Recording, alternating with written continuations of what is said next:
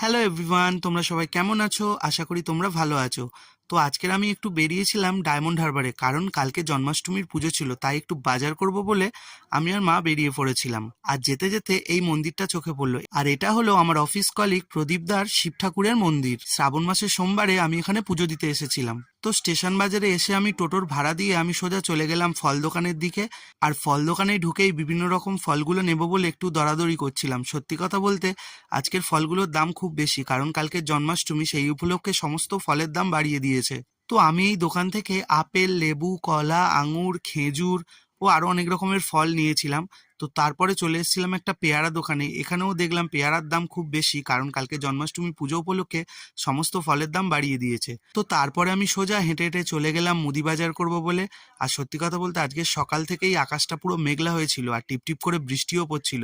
তো তারপরে আমরা সোজা মুদি দোকানে চলে এলাম। আর এই দেখো, আমি আর মা যাচ্ছি হেঁটে হেঁটে মুদি বাজার করতে। তো প্রথমেই আমি দোকানে ঢুকে একটা কাগজ আর কলম নিয়ে পুরো ফর্দটা রেডি করে ফেললাম। তারপর দোকানদারকে দিয়ে দিলাম, উনি ওনার মতো মালগুলো দিতে থাকলো। আর এই মুদি বাজারটা করতে পুরো আধা ঘন্টা সময় লেগেছিল। তো তারপরে ওখান থেকে আমরা চলে এলাম একটু সবজি বাজার করব বলে, কারণ কালকের একটু ভোগ রান্না হবে, সেই জন্য কিছু সবজি নেব বলে আমি চলে এসেছিলাম এই দোকানটাতে। আর সত্যি কথা বলতে এই পুজো উপলক্ষে সবজিপাতি এবং ফলমূলের প্রচুর দাম। তো এদিকে মা টমেটো নিচ্ছিল, আর এদিকে দেখো 10টা 18 ট্রেনটাও ডায়মন্ড হারবার স্টেশনে ঢুকে গেছে। তো তারপরে আমি এই সবজি দোকানে দাঁড়িয়ে আমার কয়েকটা ভিডিও ফুটেজ নিচ্ছিলাম, আর সঙ্গে সঙ্গে পেছন থেকে এই কাকুটাও দেখছিল। তো তারপরে আমি একটু হেঁটে হেঁটে স্টেশন বাজারটা ঘুরে ঘুরে দেখতে লাগলাম। তো তারপরে আমি হঠাৎ করে দেখতে পেলাম যে একজন ময়ূরের পালক বিক্রি করছিল, তাই সেখান থেকে আমি 2 পিস ময়ূরের পালক কিনে নিয়েছিলাম। আর দেখো কালারটা কত সুন্দর লাগছে।